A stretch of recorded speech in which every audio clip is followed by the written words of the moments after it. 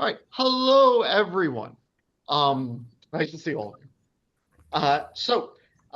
This is part of a series, and there was a question earlier today about link for the series. So there is a link on my YouTube channel for the summer series, in addition to the fall series and the spring series that we did.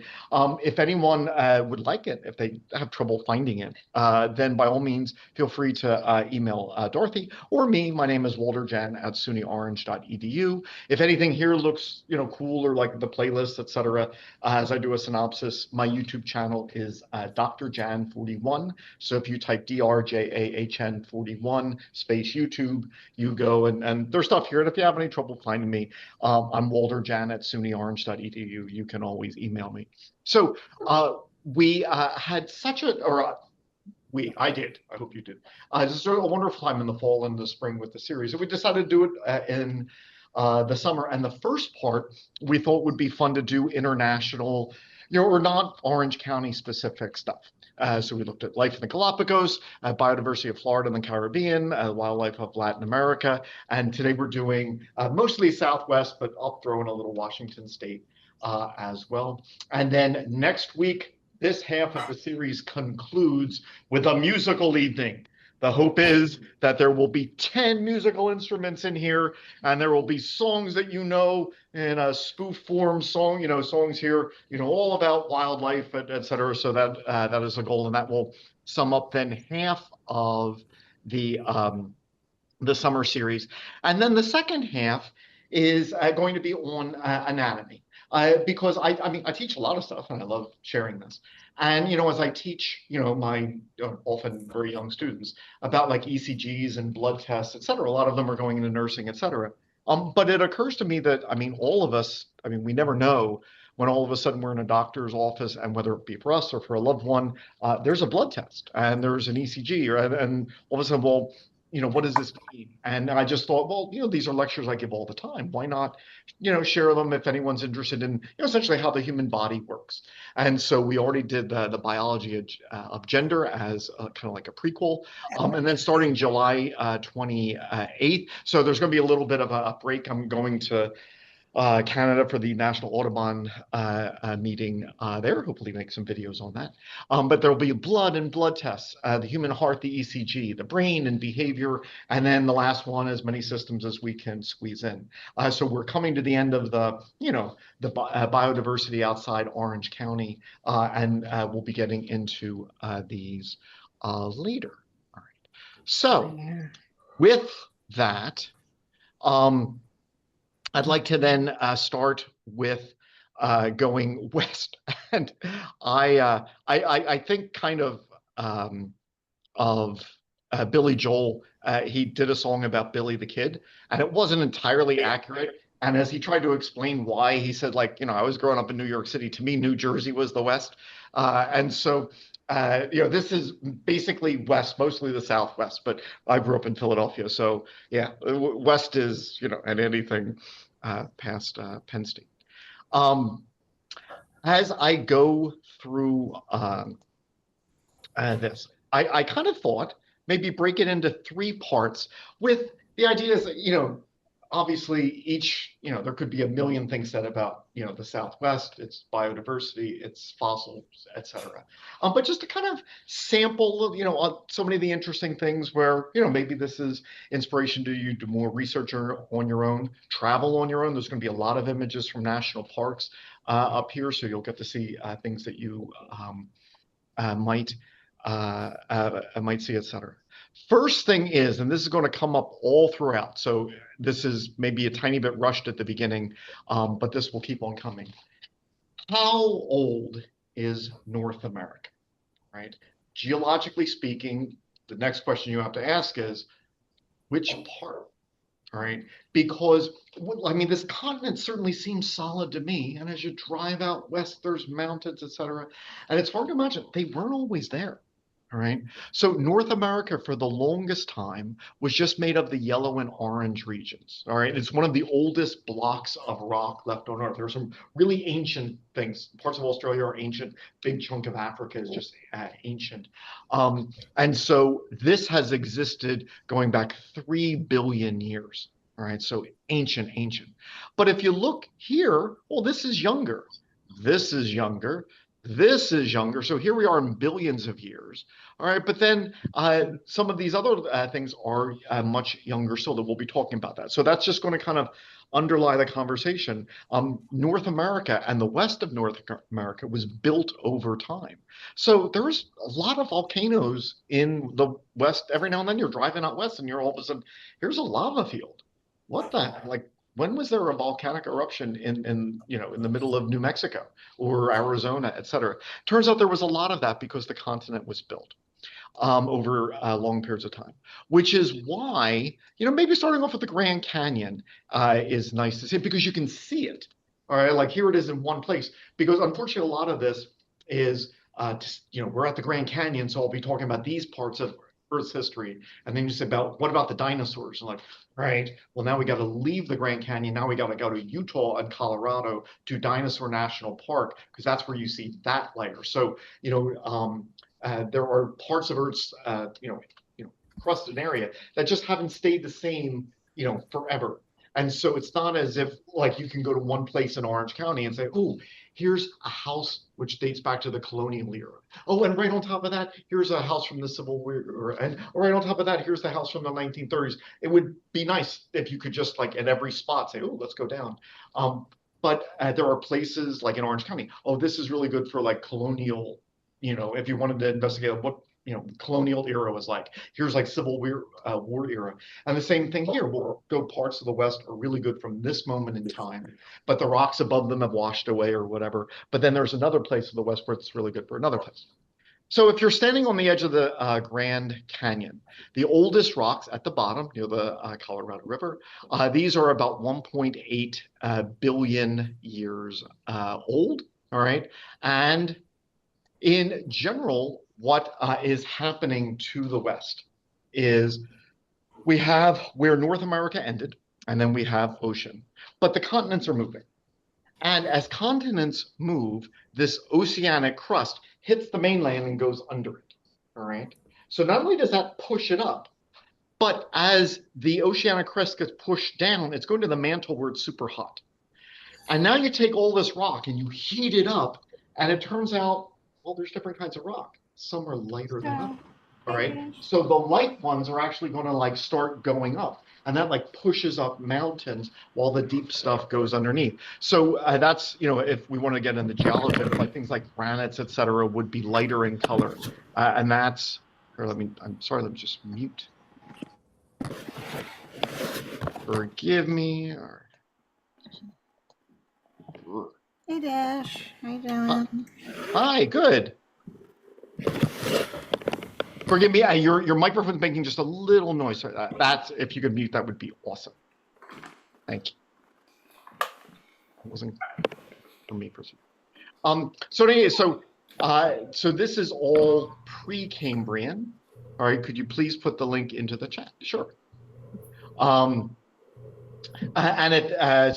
There's all of these times. But if you go up a little bit higher, now we get into what's called the Paleozoic era. And that's most of this. If you said, could I find dinosaur fossils? There are a couple of areas of the Grand Canyon right at the top, which date from the Permian, maybe a little into the Triassic. So this is not where we go to see dinosaur fossils. But if you're wondering like when the layers were made, this is nearing the dinosaur era or maybe just the beginning. So this would be what's called the Paleozoic. And if you're not up on your geologic time, we split the past 540 million years when there have been big animal fossils, not to be judgy. The Earth is much older than that, but the fossils are tiny, microscopic things are a little boring. So a lot of us, we focus on this part. The Paleozoic has a bunch of periods, and this is mostly the Grand Canyon stuff. Then the age of dinosaurs is the Mesozoic, 250 million years ago to 65. And then the age of mammals after the dinosaurs go, that's 65. And I'm just doing this because as we go throughout the West, part of the West comes from this period, the Paleozoic, part comes from the Mesozoic, part comes from the Cenozoic, and we'll see that. So if you go to the Grand Canyon, All right, you go down and you're like, oh, here's the beginning of the Paleozoic, and there are fossils that you can find that they have in the museum there of the sea life at the Paleozoic. So from here to here, I just obviously not on the test, but if you were to go to the Grand Canyon, you're like, what am I looking at? Well, this would be Cambrian rocks. This is the beginning of the Cambrian. This is later in the Cambrian. And at that point in our history, whatever the geology was, a lot of stuff was accumulating here, which would become rock. There were periods after that were not so much. So we don't really have many rocks from these periods in the Grand Canyon. But we do have a lot of Devonian rocks, and one of the big walks you can take is you're looking where you're going down to the Devonian rock. So it's fun at the Grand Canyon. You're walking down into the past. All right, so you're at the top, you're more closer to recent, and as you go down, you're going deeper and deeper, and you're like, aha, I got to the red rocks. That's where I'm in the Devonian. You can actually see, all right, so here's where the new um, period is. All right, so that's just a great place to kind of get that idea. And if we were to talk more about geology, one of the big principles in geology is the a principle of superposition, where the oldest stuff is on the bottom, and then as time goes by, the newer stuff gets put on top of that. There can be exceptions to that, like volcanic activity and like when things go underneath that can force things up. So, there's exceptions to every rule, including this one. But in general, that's what we're looking at here. All right. So great. The Paleozoic starts at the Cambrian. Oh, and that's great. There's all this life underwater, and actually, if you want really good, or at least some fossils of like Devonian sea life, go to Orange County. Orange County was the bottom of the ocean 350 million years ago. You can find sea life here. There's a couple places in Port Jervis where we find trilobites and things like that. But I'd like to go to what was huge for the West, to the end of the Paleozoic, right before the dinosaurs, in what's called the Permian. All right. Now, is everyone okay first? All right. As I said, Permian, I didn't want to. All right, if you don't know, the Permian period ended with the worst mass extinction in Earth's history. More than 90% of life dies out, which is why we change the age, all right, where we say it's no longer the Paleozoic after that, it's the Mesozoic. Paleozoic means old life, Mesozoic means middle life. In other words, like let's say you go scuba diving in the Paleozoic. You wouldn't recognize it. You'd be like, this is just weird. If you went scuba diving right after that in the Mesozoic, you'd say, I'm starting to be a little more comfortable with what I'm seeing. So the life that we see in the fossil past went through transitions, but there are times where all of a sudden there's this big shift. Very often a mass extinction causes like a lot of things just to die out, then new groups evolve to replace them. So the Permian is the end of the Paleozoic. And there are 3 national parks I'd like to quickly show you that are from that time. Now, not only is there a mass extinction, I'm just going to shut the door for a second.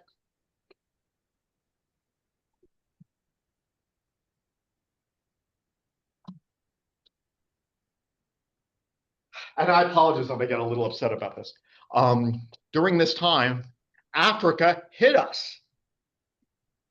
Or maybe we hit Africa. I wasn't there. I don't know whose fault it was. But in any case, the northern and the southern continents came together.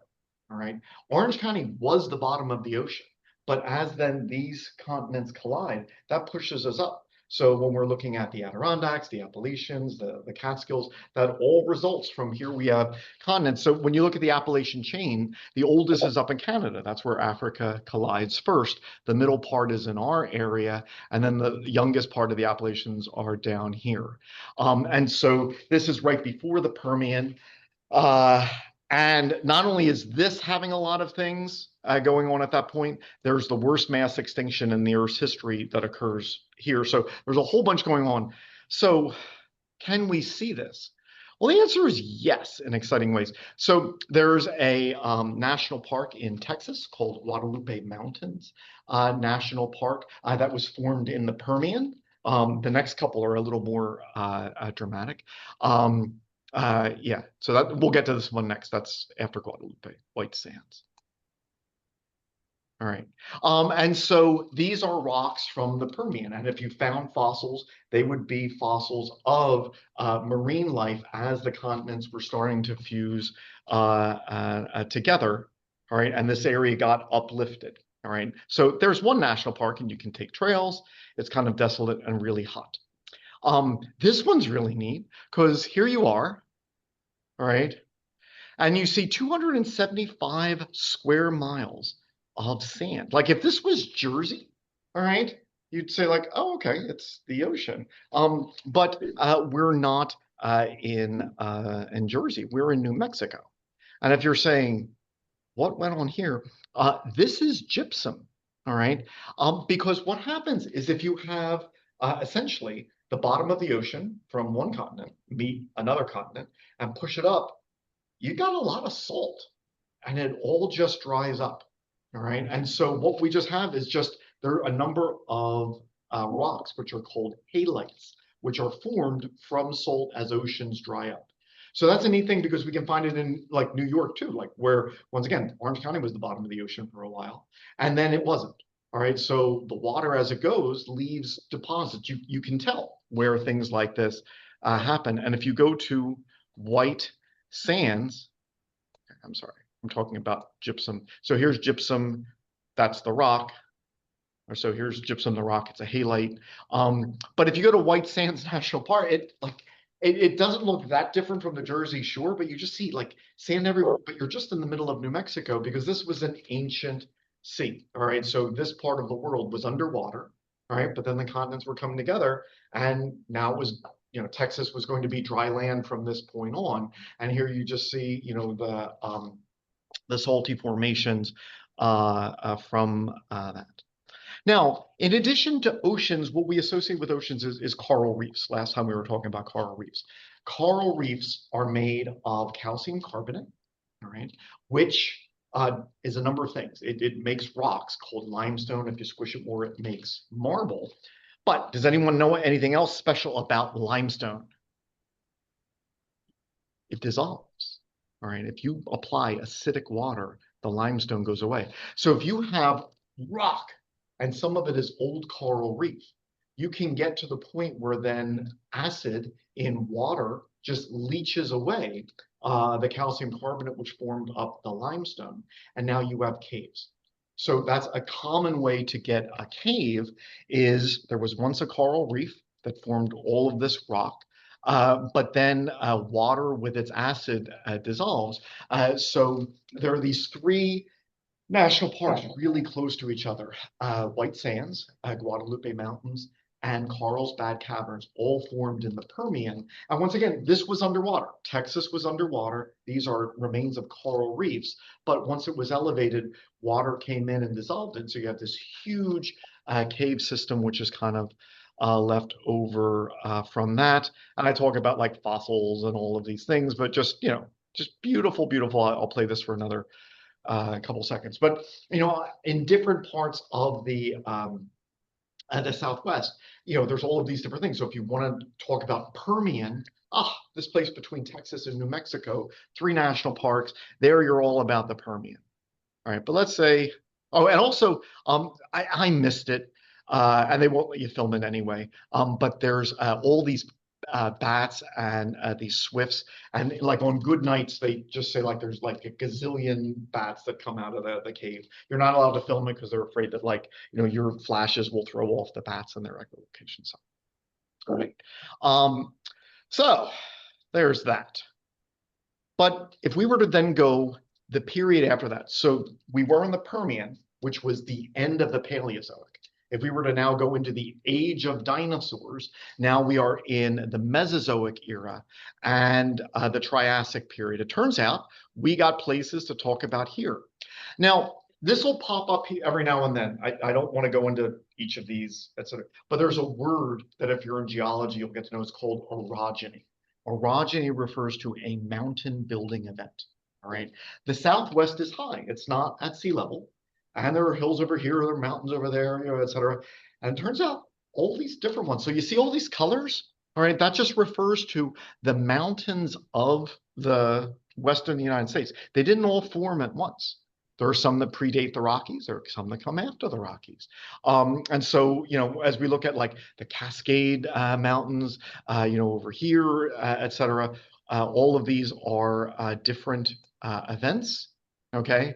And as you go out west, we are in Arizona now. You'll find a bunch of things. So you'll find, before I get to the one I really want to talk about, you'll pass a meteor crater.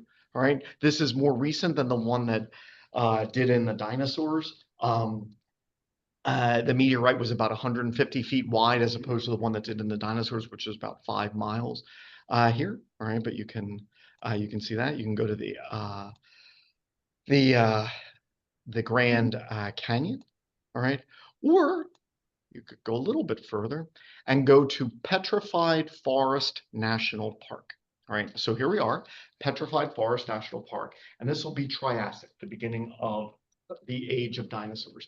And just beautiful colored mesas here. You can get that idea of superposition. This was not all formed at once. This layer was formed at one time with a specific type of rock, like maybe a blue clay that gave that, and there was another layer of rock with slightly different minerals here. So you see all this, right? And then you go, you know what? All right, I'm sorry, I'm doing the fossils first, I guess, yeah, or the wood is coming up next. So here we are. There are dinosaurs in the Triassic, but this was when they were getting their start. They weren't king of the hill yet. All right, there were a whole lot of big reptiles in the Triassic. The Triassic will end with a mass extinction. So there's a mass extinction at the beginning of it and a mass extinction at the end of it. After that mass extinction, the second one, now dinosaurs rule. But there's a whole bunch of like big crocodile-like things called phytosaurs, et cetera. Okay, and there was a forest here, and we can see it because of all of the petrified wood. Living things have holes in them, like we do, like my bone has holes in it. I have a lot of little holes for like blood vessels and marrow. When I die, if I were to fall into a bog, and actually I was helping the archaeology class dig up a mastodon today, so that was the example that leapt to mind. All of a sudden now mud would fill in those little holes in my bones. And then if you added pressure and time, then the mud in the little holes in my bones would become rock. And so if you dug me up a gazillion years from now, you could find my bone, but with rock in the holes, and that would be petrified bone. Wood is like that, in that wood has little holes for the water to go up. That's what most of a tree trunk is. All right, the water is going up from the roots up to the leaves. So the same thing, if you bury dead wood, minerals fill in the holes and they can become rock. And now you have wood. It's wood. It looks like wood under the microscope. You can count the tree rings, but it is hard as rock. And there was a national park where all of those things that you see, on the side, those are tree trunks. So you're just walking around and there's just tree trunks everywhere, and obviously hard as rock. So this is all petrified wood, but this is dating to the Triassic period. So this is like 220 million year old wood, and as you can see, this is it's just everywhere. All right, so this is really cool. This was formed after the last national parks, but before the next big one that I'm going to get in. So once again, we're not getting snapshots of history at one spot. Like, so if you wanted American history, you would go to like Valley Forge for like, colonial stuff. You would go to Gettysburg for Civil War. So like you'd go to different places to get different snapshots of significant events. Same thing here. And here we can see the petrified wood of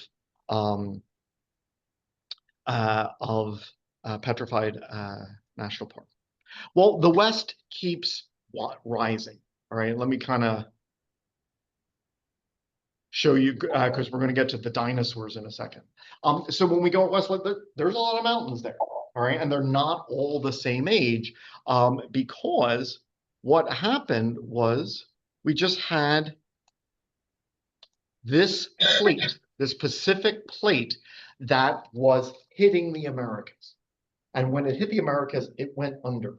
So as time goes by, this plate gets smaller and smaller and smaller, but its stuff, when it hits the mantle, then bubbles up and now pushes up Western North America, so it gets higher and higher in elevation, but then we'll form a lot in the mountains. So a lot of our stuff, which makes up the mountains, was actually originated in this plate, which is still around, all right, but it is almost all gone. So the Caribbean is still active. I think I mentioned this last week. Like if you're in Costa Rica, you're hiking along a trail and you say, oh, here's bubbling lava pot, and all of a sudden there's a sign that says, volcano evacuation route this way. And you're like, oh, okay, volcano is something Costa Rica still has to worry about. If you're up in Washington State, I have cousins who grew up in the Seattle area, Tacoma, and they did volcano drills. If Mount Rainier ever became active again, this is what you do. Like in kids, it was a kids drill. So you see, this blue plate's not completely gone; it is still pushing up, and this is like where the stuff for Mount St. Helens comes from, et cetera. We will get to that. I get to that later. All right, so this is just going on and on just over long periods of time. So there's all of these different orogeny events, and this is elevating in the Jurassic period. So after the Triassic, we have a Jurassic period, and that gets us to the Morrison Formation. So so now in the Jurassic period, there is a great place to go called Dinosaur National Park. And one of the things that's cool about it is part of it is they haven't excavated all of it. And you just walk and you see, wow, there's the head of a dinosaur still in the rock. You can actually just kind of see this big area. And like if you go to New York City and you go on the ground floor of the Museum of Natural History and there's that big sauropod there, that came from here. If you go to Germany and you see like, oh, look at this big sauropod, came from Morrison here. So this is one of the most famous formations in the world. So they have fish fossils from here. They have some of the earliest amphibians. Like when we ask the question, where did frogs and salamanders come from? You're like, oh, the oldest ones are found here in the Morrison formation here. These are the most primitive frogs and salamanders alive on Earth. So, there's frogs and salamanders. There's all kinds of like other little things that you find. There's like, all of these different kinds of lizards. I'd be happy to talk about like all the different groups there. So they're on display. Because this was a riverbed, there are a lot of aquatic reptiles as well. So you got turtles, you got these big, predatory things called champsosaurs. Yeah, got crocodiles and things that look like crocodiles in the rocks there. So when you see that, the visitor center where you get to see the rock, that is some of it, but awful lot of it has already been dug up. So you see pterosaurs. And notice, like, this is Jurassic life now. Like, you wouldn't have seen any of these in the Permian. So like when you're at the Permian, like when you're at the Grand Canyon, you can find fossils like from the Devonian, et cetera. You don't find these, you find Devonian fossils.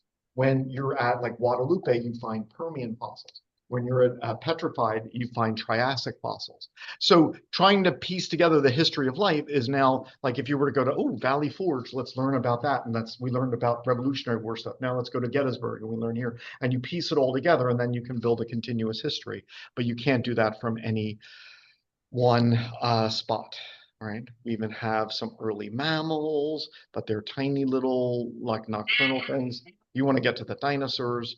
So the dinosaurs which predominate this time were the big long-necked sauropods.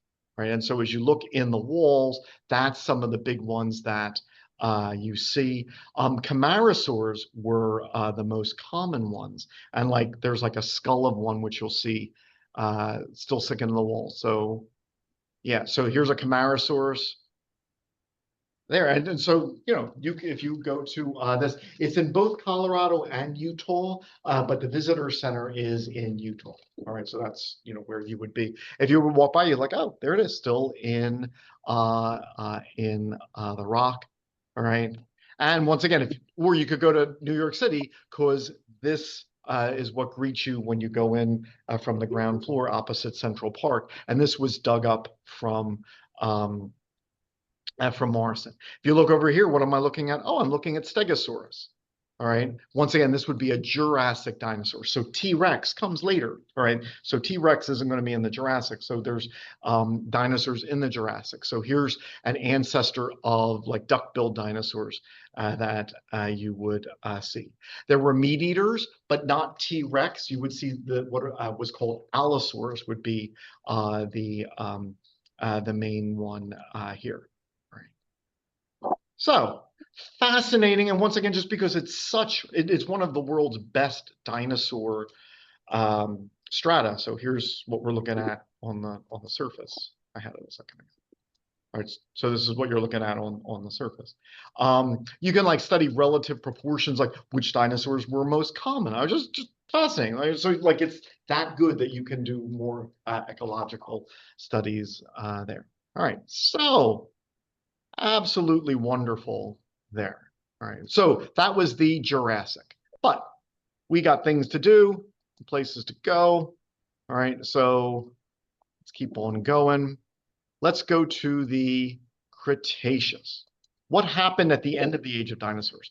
Well, when we start getting back to climate change, this is where it starts getting scary because climate change would flood so much of what we consider dry land. And I know that sounds freaky weird, but let's just start here in Kansas. Here we are in Kansas. You drive through Kansas, you see oil rigs everywhere, and you're confused, all right? Because petroleum is made from the carbon of marine life. You are in Kansas. There is obviously no ocean anywhere in sight. Where is this marine life coming from? The answer is Kansas was underwater. All right, you could swim from the Caribbean up to the Arctic, all right, throughout most of the Cretaceous, all right?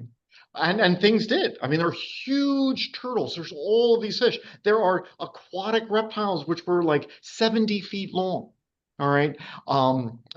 This one, the mosasaurs, even bigger. You got aquatic birds. So just all of the fossils that you're going to find in, Kansas along the middle, this was underwater. All right. Now, this is for a long period of time. So there were some stages if you really cared. Like you could swim all the way up for a while, but then the north end closed up and then it became anoxic where like you didn't get like a current through anymore. So the life changed, but you could still like, a big seaway, et cetera. So it had its history and its shape changed it, et cetera. But this is one of the reasons we don't want the poles to melt. Because if all of the ice in Antarctica and Greenland were to melt, what would happen? Well, Kansas would be underwater again, and Florida. All right, so that's actually normal. All right, this is really cold for the past 500 million years, but we can get back to that later. So if you're in Kansas, walk around and you'll see fossils of sea shells. You'll see all of this white from the limestone of what was a coral reef.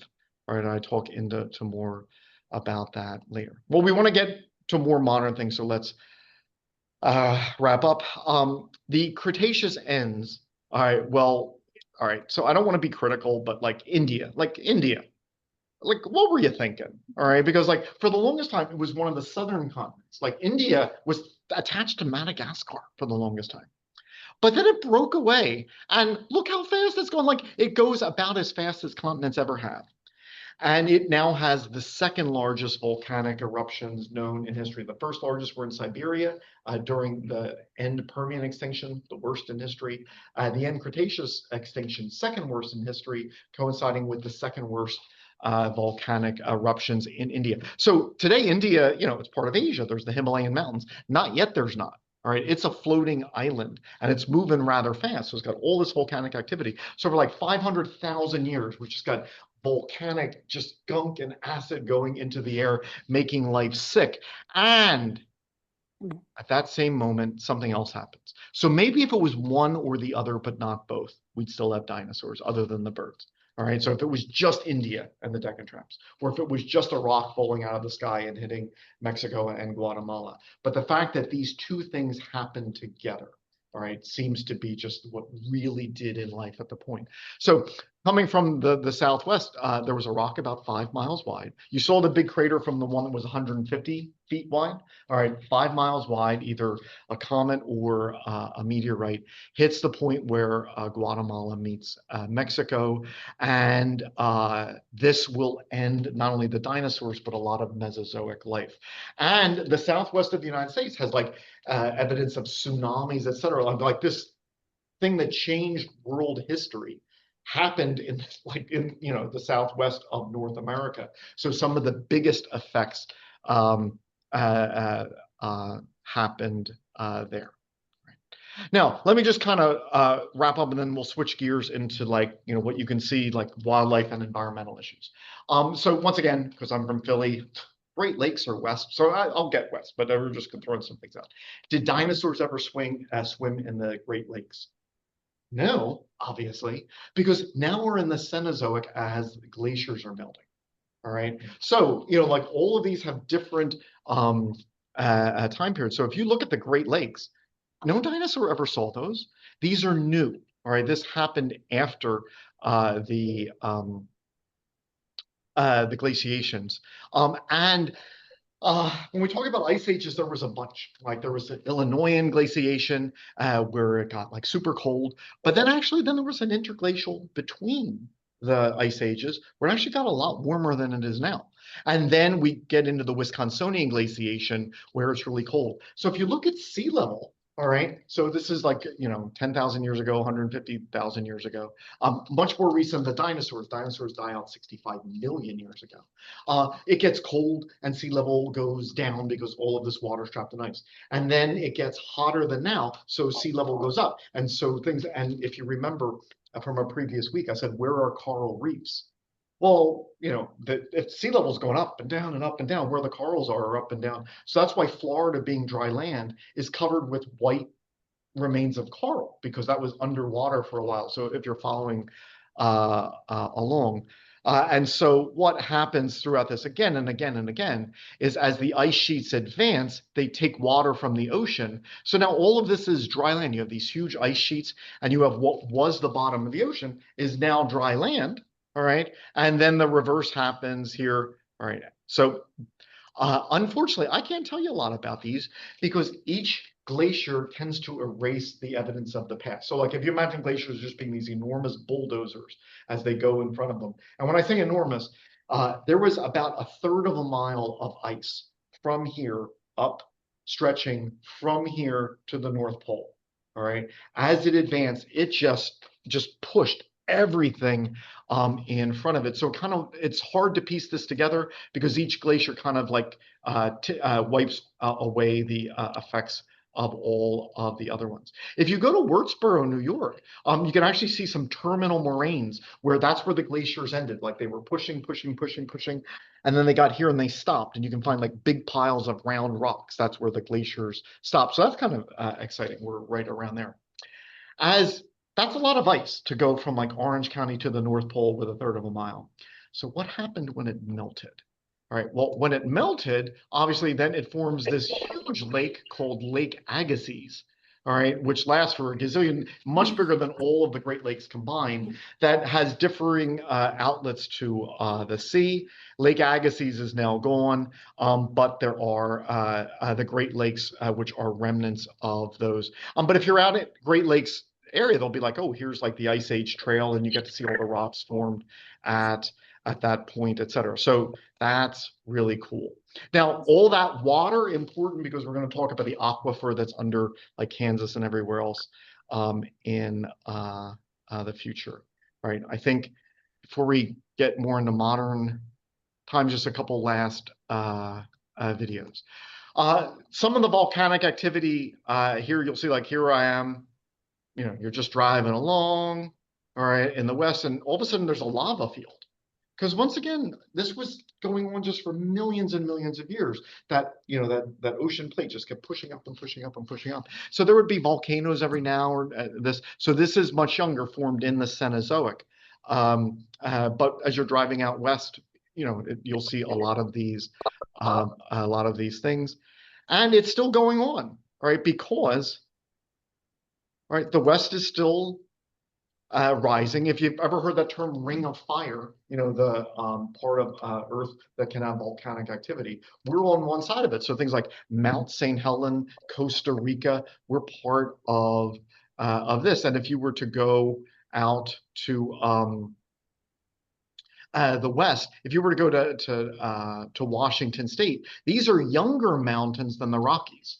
All right, so there's Western mountains older than the Rockies. Here we have mountains which are younger than the Rockies, and volcanoes. Here's the remains of Mount St. Helens, which I think was in the 1980s that this exploded. So once again, there's rock that's going underneath North America, pushing it up. But as that gets really hot, material comes up, and we could have volcanic eruptions here. Baja California, all right, is moving away from Mexico and will one day separate. So like there's still North America is still being built. And if we were to look at history, going back to White Sands National Park, actually, the oldest evidence of humans in the Americas from footprints, which were gotten in White Sands from about 21,000 years ago. Okay, so with that history, all right, there have been like waves of animal migrations because for a while you could get from Europe to North America, and then you couldn't. Like there were ice glacier sheets that would separate them, et cetera. And so while North America was isolated, a bunch of unique things evolved here, some of which then would go to, like, not to take credit for anything, but North America invented the horse. All right. It would then go out throughout the world and become zebras down here in Africa and wild horses over here. But North America invented the horse. North America invented the camel. All right. They would leave North America and go to become llamas in South America and dromedaries and batrachian camels in Asia, but we invented them. And so this history of North America, as far as when it was connected, when it was isolated. So things like pronghorns, all right. We could keep talking about, and there's like all these little, there's, all of these endangered amphibians, which, so here's one. Go back. Right. That one, oh, I just missed it. It's known from Texas. So this salamander lives in Texas in a liney place, nowhere else in the world. All right. This one, all right, once again, also, no, oh, here's the next one. Here's a Texas blind salamander, only known from Texas. All right, here's a Houston toad, only known from Texas. So there's a lot of wildlife which is unique to the West. As we start getting into the environmental issues in just a few minutes, that's why, if you're going to, develop a lot of land for more and more cattle, or drain more and more water for irrigation. If there's, species that depend on water that only live in a tiny place in Texas and nowhere else in the world, obviously this can threaten those.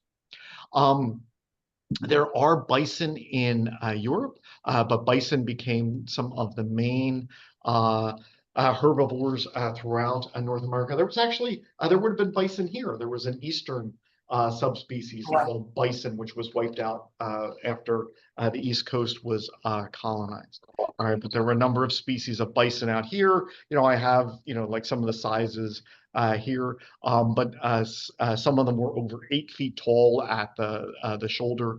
So, bison were an amazing, part of the biodiversity. The largest deer in the world is the moose. All right, and so if you go out west, you can find moose. Actually, huge animals. You can find them up in New England as well. Here, just beautiful, beautiful animal. And then just one of the reasons is there's just all of these different habitats there, like desert. I'll be honest, like once again, I'm from the East Coast. That's what I really understand. I go out, when I went out west a couple of trips, I was going to go to the desert. I didn't realize how many kinds of desert there were. Like I just pictured movies I'd seen, like, desert from the Sahara, just all sand. But no, it just, desert is defined as getting, below this amount of rainfall per year. But then there's all of these areas. So a lot of deserts are actually quite green. All right, so as you can see here, like this is nowhere near as green as us. I'm sorry, the mute is. I'm sorry if you wouldn't mind. Usually I can mute everyone up here, so, but so sorry. Um, so there's actually all these different kinds of deserts. So here's a desert where we have a unique type of tree called Joshua Tree, and I'll be talking about Joshua Tree National Park in California in just a little a bit. All right, but here's another sand dune in Mojave. All right, so big sand dune there. Well, then here we are in deserts where they have different kinds of cactus. So the kind of cactus you see in this part of the desert is different from this part over here. All right, so obviously, if we were to talk about Western wildlife, the fact that while we call all of this desert, there are different kinds of desert which then have different kinds of animals. If you go to the Grand Canyon, it's pretty arid there, but you can see elk. All right, and there are forests. Like when you go, when you drive through this, it's you're in desert, and all of a sudden you're in forest in Arizona. You're in forest in New Mexico, and so there's certainly a lot of different uh, habitats there. Lots of unique plants. Such as yucca and other plants here. And this is not to go into all of the Western wildlife, but there are spiders, which you'll find out west that you won't find here. On the animal footprints, I was camping for one night and then waking up the next day. All right, there were some cougar prints outside the tent. Right, so we'll see them in a second. Right. So, just here's some cougar prints. Just great wildlife that you could get out west. But then here's the issue. Then, because the West is different, all right, then there are different environmental problems which face it and then threaten the people who live there and the animals that live there. So obviously that is arid. There are warm years, there are cold years, and that has always happened. Some years get more rain than others. But climate change is different. Climate change is where you stop Hey, saying, oh, how are it's you? hot. I apologize if you wouldn't mind muting yourself. There's usually I can mute here, but because I would tell you what, no, I can't. Sorry. If you could mute yourself, that would be awesome. Thank you. You were the one person I couldn't mute. So if you were to just pick a year, and these are like this happens every year, they measure drought out west because it's important. So they say, all right, pick a month, all right, and look online and know and others, and say, where do we have severe drought? Where do we have extreme drought? Where do we have exceptional drought? So exceptional drought is like really rare out of the norm drought. But anymore, we have to kind of change our terminology because we are seeing climate change. It's not that, oh, there's a drought this year. No, anymore, there's a drought every year. So just what is normal is changing. But the problem is we put people here. We put crops here. We put cattle here based on the rainfall it used to get. If this is becoming exceptionally more arid, well, that's a problem, all right, because of the people who live there. All right. People need water. Let's talk about water. Let's talk about Lake Mead, the largest reservoir in the country. All right. So I use this as a reference if you care, like if this works. But around the year 2000, there was a movie made with Salma Hayek and Matthew Perry called Fools Rush In. And it takes place around Lake Mead. And there's a scene where they're going across the bridge and like someone's throwing like a lucky 50-cent piece in the water. But the point is, if you watch that movie, the water level is here. All right. You can see it in the movie. The year 2000, this reservoir was full. If you were to go there now, it looks like that. All right. So that's like 150-foot drop. Like, so when the largest reservoir in the country drops 150 feet, once again, that exceptional drought, like something is happening. This is not just, oh, we had a dry year. No, this is, we're getting differing amounts of water than what we're used to. All right.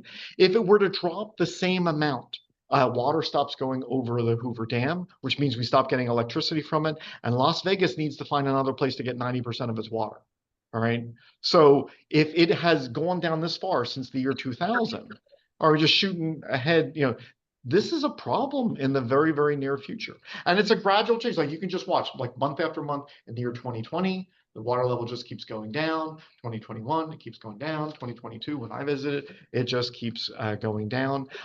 We've had like a slight uptick since then and then started going down again. So by all means, I mean, just you could check it online. Lake Mead water level. You can check it at any point. You can see trends, et cetera. They call it the bathtub ring. All right. But like that's a sign that something is changing. All right. This was all full of water not that long ago. All right. So that's getting worse. Then the wildfires are getting worse. And unfortunately, like it's just numb to it because after a while, and I'm older than my students. My students are growing up and just every year there's wildfires in the West. All right. But we're seeing much more than normal. All right. So if you go out west, you're like, oh yeah, see, that's this fire from this year. You go here in New Mexico and Arizona and California. And like, kids growing up now, it's like, oh, there's always fires out west. There didn't used to be this amount. I mean, there have always been wildfires, but what we're seeing is exceptional. And wherever you go, it varies. So this year was bad in New Mexico. All right. And then maybe 2 years later was bad in California. And then the year after that was bad in Oklahoma. All right. And so it's like rain. It's not going to be the same every year, a trend where just gradually increases. But every state out west experiences it. So if you go to Mojave National Preserve, this is one of the places where you find those unique Joshua trees. All right. And then there was a wildfire where they just wiped out 43,000 acres of these Joshua trees in Mojave. So if you go out west, there have been wildfires that have just decimated, incredible amounts of land. Remember, there's a lot of species that only have a narrow habitat. And if we're seeing more and more fires that are getting bigger and bigger, obviously wildlife is threatened by that. But I'd like to just kind of hit a bunch of environmental issues. Just once again, I mean, obviously the west half of the continent, I mean, huge. I just wanted to hit a bunch of things. So California, all right, pretty arid. And fresh water in California would obviously be cool. Like if there was a big lake in California, that would be cool. Like people would go there. What's the biggest lake in California? Anyone know? A lot of people would say Tahoe. Um, Salton Sea is first. All right. Almost no one has heard of that. Why? Because you wouldn't want to go there. All right. Let's look at the Salton Sea. So this had been water and then it dried up and then humans kind of changed irrigation routes and thing, and then it filled in and it became the biggest body of fresh water in California. People went there. It was resorts. I think the Beach Boys played there. I think Frank Sinatra sang there. Like if you go, it was a thing. All right, like as you can imagine, you can like take boats out. You can do all of this stuff. But the thing is, it is so hot and dry, and you were irrigating so much land that it just started getting saltier and saltier and saltier and saltier until like if you were to walk along the shore, like it's the weirdest thing. Like if you were to like walk along the shore, that's salt. You're just walking on salt. It's got like the weirdest consistency. All right. And plus you're just leaching all of these things that were used on like the farms. It's not healthy to be in there. Like kids who live in the area and go to school, like their asthma rates are through the roof. Like it's just unhealthy. But here's the thing. It's a body of water in California in an arid area. So birds use it on migration routes. So it's important. All right. But it's also leaning toxic. So do you dump a whole lot of money in it to save like a questionably toxic thing? But do you let it get worse? All right. And so this is like if you're in Southern California, this is a huge, question. This would take an enormous amount of money to restore. But do you get it worse where no one can live healthily in the area? All right. So there's that. I have more on Lake Mead, all right, because I just want to hit other things, because that was Vegas, and obviously there's the golf courses in Vegas which are irrigating. Their stuff like that's going to have to stop here. Here's the electricity going over Hoover Dam. That is going to be threatened. Why? Because you see these columns, those are for turbines for water. All right, water is supposed to be going in there. All right, but you see how high they are. Just that is this threatens Lake Mead's recreation. This was the biggest reservoir in an arid area. So people loved it. You could boat there, you could fish there. So this was all underwater not that long ago. Boats were here, etc. And now they close it off. You can't, there's no, boats. They're finding bodies that were like buried in mob things like, 50 years ago or etc. Because now you're exposing this. So all of this was underwater. All right. And then so obviously this is affecting people in so many ways. And I got a bunch of videos on that. All right. All right. So every year I look at like drought out west, and every year I look at the wildfire season, some years worse than others. But there is like a general trend. If you look at millions of acres burned in the US, the trend is going up. And yeah, there's a couple more topics. Getting back to water for a second. Where does the West get its water? It's so arid. Well, going from that Lake Agassiz and the melting of the glaciers, there's an awful lot that's underground at this big aquifer called the Ogallala Aquifer. And if you're driving through Kansas and you're like, why is this so green? It's because they are going down to the Ogallala Aquifer and bringing up water to irrigate. All right, so that's how you can have this much green in the area, because otherwise it would look like this. That's what happens when you don't. All right, and the green happens when you do. So you can see who can do it and who can't, because I'm going to talk about water rights in a second. Because you're just driving along and it's just brown, brown, brown, and all of a sudden it's lush green and they're growing corn or whatever. So this is the aquifer. All right, it's one of the world's largest, covering 174,000 square miles. So that's big. And if you're a farmer in the Midwest, that's important for your water. All right. All right, as I go to here.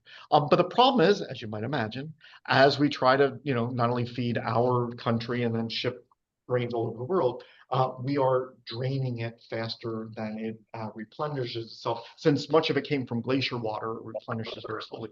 So it's shrinking. All right. So if you dig a well out west, you have to dig deeper than you used to.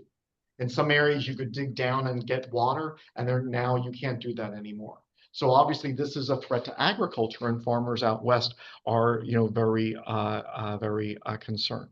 Now, there are some things. Anyway, I'm sorry. Let me do this. Now, just let's say you go to Colorado.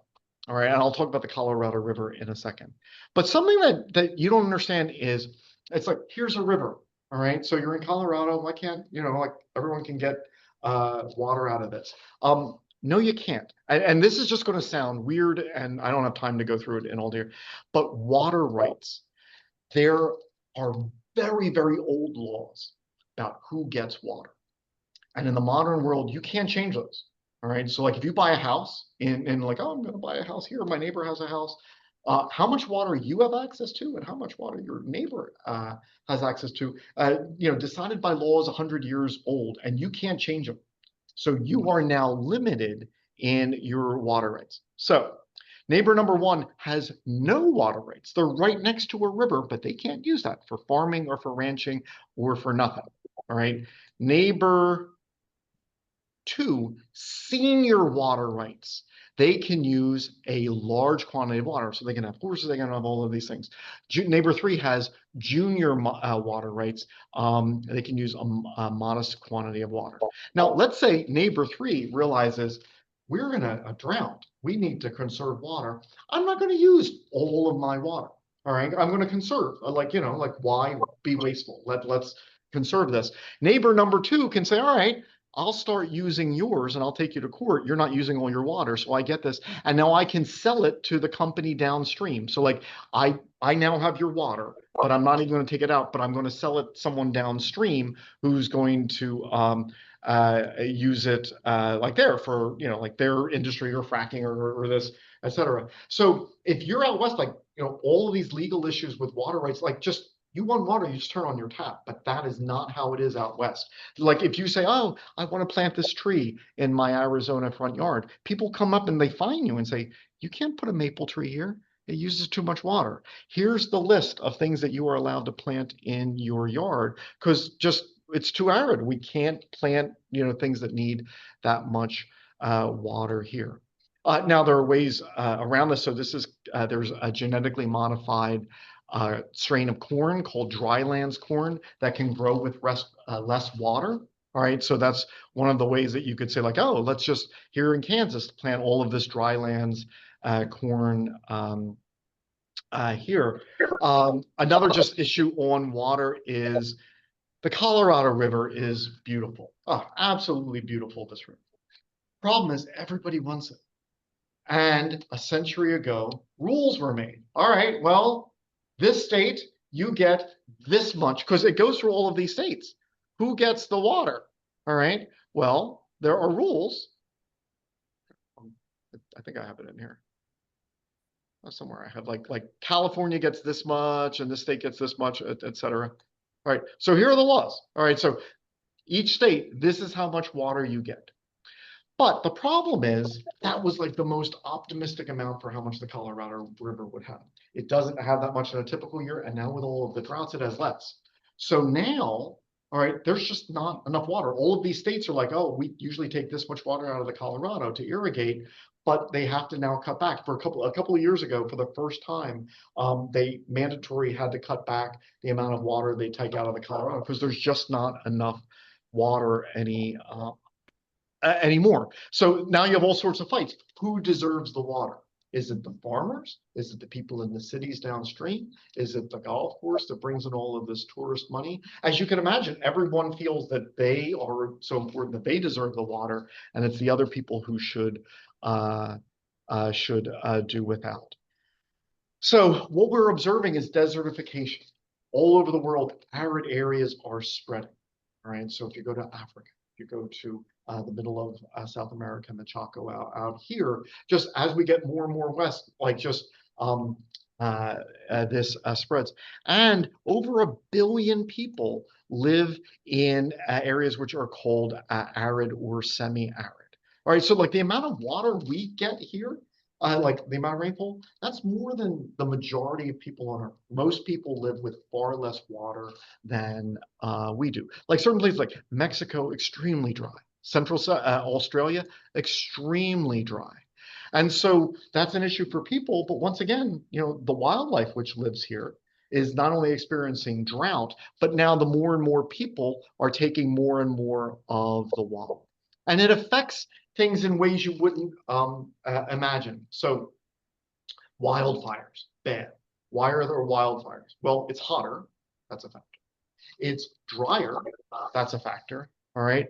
But also, if you make it hotter, guess what? Winters aren't as cold. And one of the reasons we like cold winters, even though I don't know if you're on board with me yet, is it kills so many of the bugs. All right. If we didn't have cold winters, we'd have more ticks. We'd have more bugs. So many of them die in the winter. But as we have milder and milder winters, more and more bugs. But you go out west, now all of a sudden you got more and more bugs, which then kill the trees. All right. So there's the pine beetles, which are worse. So now it's hotter, it's drier, and you got more dead trees. All right. So now your wildfires, they're going to just get worse and worse and worse. So if you go to, this was Colorado, or you just look up and you're like, what's going on there? Oh, it's the mountain pine beetles. All right, they're just killing so much of the trees. I had better shots of it.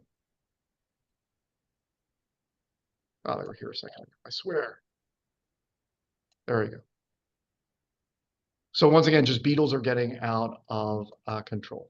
The last thing I'd like to mention, then wrap up, is as we go out west, once again, more mountain chains, and those of like Washington and Oregon are the youngest.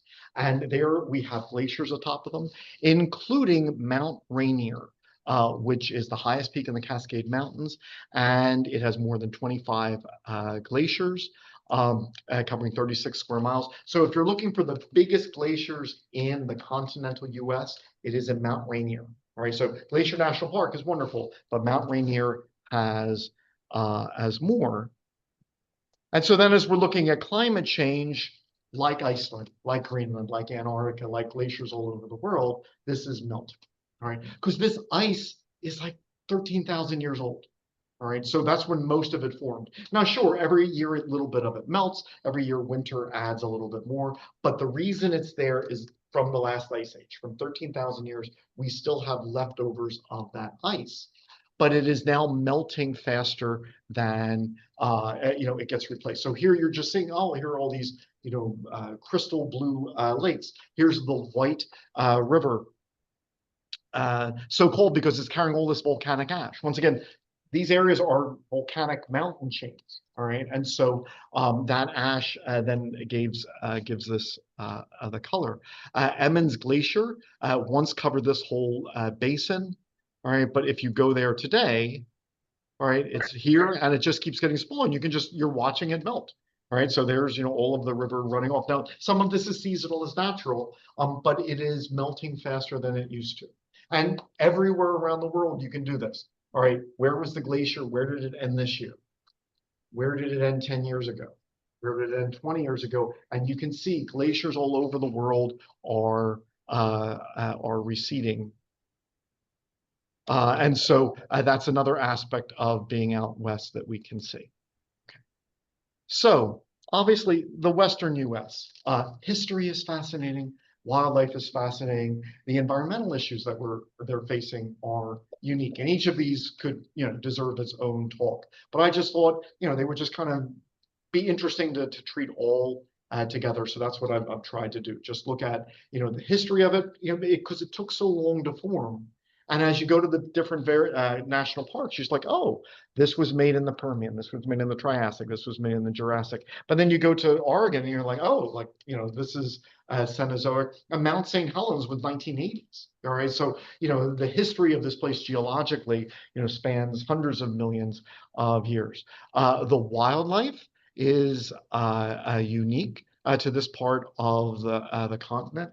But then as we go around, like the environmental issues, the water scarcity, the wildfire risk, the endangered species native to only specific areas, all unique. So I hope you enjoyed this. Once again, next week, I will do the last part of the first half of this, where we'll have a music night on the wildlife. And then after that, starting in late July, we'll pick up with 4 lectures on human anatomy. And someone in the chat had asked me to put that link in the chat, which I am doing right now. And you had a question. So let me just copy this, put it in the chat because I'd hate to forget. So if you wanted to watch previous videos, that's it. Yes? Maybe a huge topic. Anybody, I'm sure somebody knows what caused those mass extinctions you were referring to. I mean, we talk about dinosaurs and how they got wiped out and that, but there were, what did you talk about, 2 or 3 other ones? Yeah, so each of them has like their own thing. So with and these are what we think as of now. We might like put more pieces of the puzzle. So the worst one follows the continents all coming together, which would have changed currents, which would have changed water routes, and like now, like all of the fish that were living in what's now dry land would have been affected. Right after that, there was the worst mass extinction. The worst volcanic eruption in Earth's history in Siberia, this forming the Siberian traps. This had come right after an ice age. There have been very few ice ages in Earth's history, but right before the Permian, there was one. So like the Permian was a time where like those 3 were big things which were affecting wildlife. The Triassic one, the biggest thing was that's when the Atlantic Ocean formed, because all the continents come together, but at some point they had to separate because we know we're not stuck to Africa anymore. So that was at where petrified was made. The Atlantic Ocean starts to form and the northern and southern continents started to go away. We started moving away from Europe. The dinosaurs, it was the volcanic eruptions in India plus the big rock hitting where Mexico, Guatemala meet. There were a couple earlier ones in the Devonian. And then, yes, so if you wanted to just look up like end Devonian extinction and Permian extinction, yeah, I think I've hit some of the biggest ideas, but we're still continuing to learn and study this. Thank you. Any other questions? Sure. Yeah. Yes. They're gonna be food and dancing or? what are we talking about? You're right. So it's so, you know, if you really want to know, all right, here, I think, all right, I think I can do this. Yeah. Hot. Yeah. You know, so by all means, feel free to bring some. I'll try to bring some refreshments. But if, so I'm trying to, so the intent is, oh, come on. So these are, I'm like, because these are videos that are like meant to accompany the show, there's like I'm just going to pick one.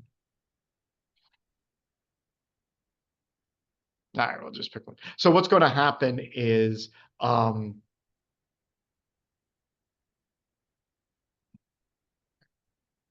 yeah, so this one in particular, there's a Todd Rundgren song, I don't want to work, I just want to bang on my drums all day. And this is going to be, yeah. Sorry, drag what?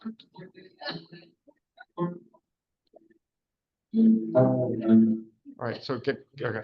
So here's, instead of Stairway to Heaven, this is Tree of Heaven, which is the.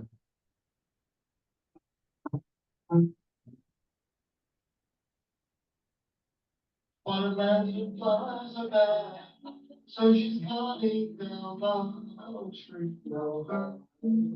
right, so there's that, but there's going to be a whole bunch of instruments. So if you're interested, that's what. Yes, yes, yeah. Okay. So you do. I don't like. Thank you so much. Thank you, thank you, Thank you. thank you, thank you. Bye. Goodbye. Thanks for coming. See you later.